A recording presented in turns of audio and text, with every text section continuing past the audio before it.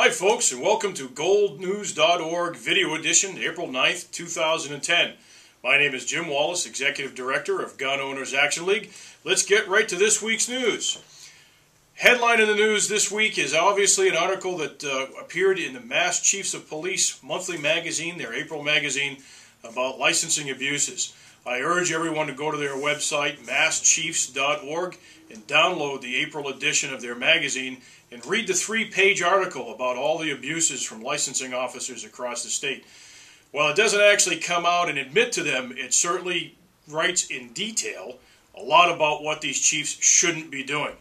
I, for one, am glad to see that the Mass Chiefs Association are finally taking the effort to actually tell their members what they should not be doing. That's actually a lot of it has to do with what we've been doing on House 2259. A lot of the education that's taken place, both the legislatures and the general public. And again, House 2259, we're having a call-in day on April 14th, and would like all of our members and gun owners in Massachusetts to call in their legislators on April 14th and ask them to move on House 2259 so we can start reforming some of the gun laws here, and we won't have to worry about abusive chiefs or licensing officers in the future. More legislative news is Senate 1580, which is Goal's Common Defense Bill, received an extension order from the Judiciary Committee. Now, this bill actually addresses what's commonly known as the Castle Doctrine. In Massachusetts, you actually have the right to defend yourself in your home, and if you're protected, you are actually protected under law from civil suit if you do protect yourself in your home using deadly force or less than deadly force.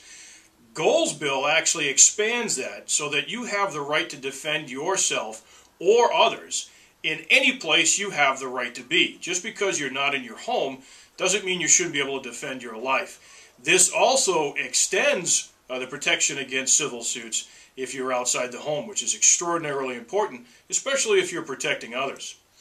House 2288 is a bill we're trying to get moving. This is actually the pepper spray bill, and it's currently in the House Committee on Ways and Means.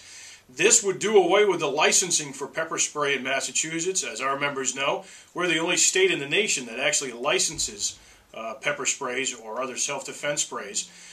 This particular piece of legislation does away with the licensing. It sets the age for possession at 18. It also provides for some fines for misuse or sale to minors. And it also does provide for confiscation of pepper spray if you're under a protection order. That has had some people a little bit upset about that, but in fact it is in the bill, and hopefully we'll get it moving. On the election circuit, we have a special election alert to fill Scott Brown's vacant state Senate seat. Gun Owners Action League is endorsing Richard Ross for this seat, and there will be a special election primary on April 13th, 2010, with a general election for this seat on May 11th, 2010. And we hope our members in those districts will get out and support Richard Ross.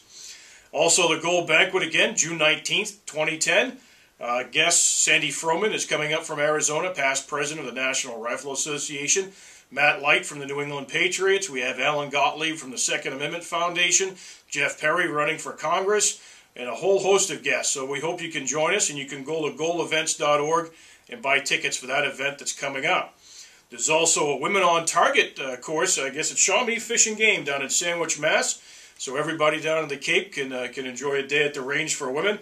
If you'd like to sign up for that, you can call the Goal office actually at 508-393-5333.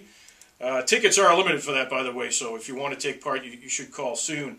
The Goal annual raffle will be drawn this afternoon, and we will be contacting the winners as they come through.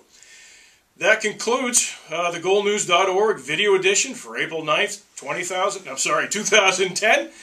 Thanks for joining us.